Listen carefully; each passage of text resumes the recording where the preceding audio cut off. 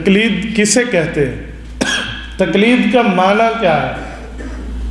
تقلید کہتے ہیں ماہر فن کی بات کو مان لینا، یہ تقلید ہے۔ کوئی بندہ کسی فن میں ماہر ہے، اس کی رائے کو تسلیم کرنے کا نام تقلید ہے۔ میں نہیں جانتا گاڑی کیسے چلاتے ہیں، تو چلانے والے کی بات مان تو سکتا ہوں، میں سواری بن کر منزل پہ پہنچ جاؤں گا۔ میں چلانا بھی نہیں جانتا، چلانے والے پر بولتا بھی ہوں تو میں نہ چلا سکوں گا نہ منزل پر پہنچ سکوں گا۔ اس لیے یا تو میں خود ماہر بنوں یا ماہر کی بات پر اعتماد کروں۔ جو ماہر ہے اسے اسلام میں فقیہ کہتے ہیں، جو ماہر کی بات کو تسلیم کرتا ہے اسے تقلید کرنے والا مقلد کہتے ہیں۔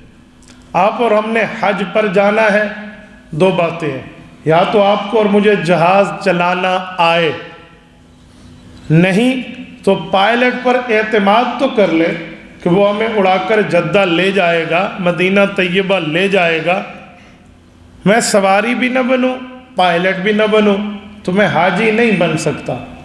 یا تو جرت کروں، میں پائلٹ بنوں، خود سیکھوں اور چل میرا بھائی۔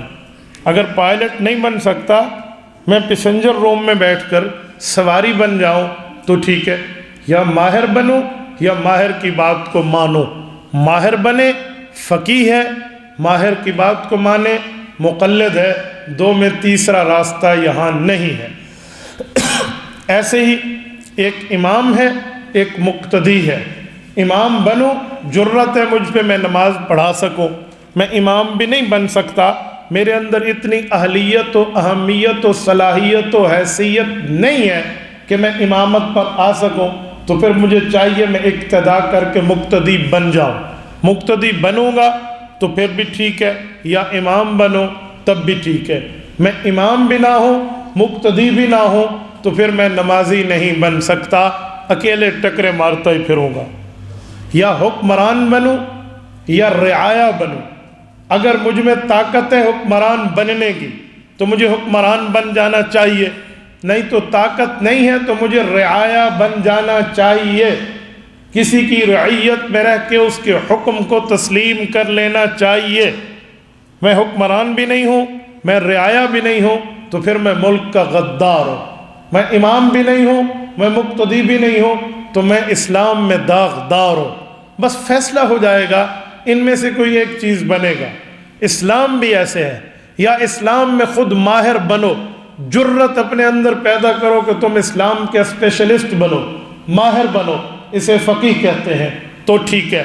ماہر نہیں بن سکتے تو پھر اسلام پہ تو عمل کرنا ہے، کم از کم ماہر کی بات کو تسلیم کر لو، اسے تقلید کہتے ہیں۔ یہ میں نے 6 مثالیں آپ کی خدمت میں صرف آپ کے دماغ کو کھولنے کے لیے رکھی ہے کہ تقلید ضروری کیوں ہے۔ تقلید کا معنی ماہر فن کی بات کو تسلیم کر لینا، یہ تقلید ہے۔